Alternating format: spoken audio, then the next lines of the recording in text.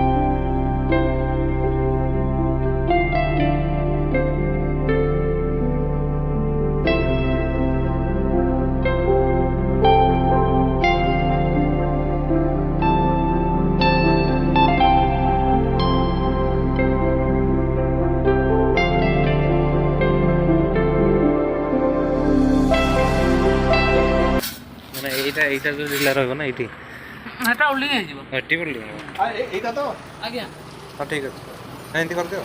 ରହିବ ତ हां हां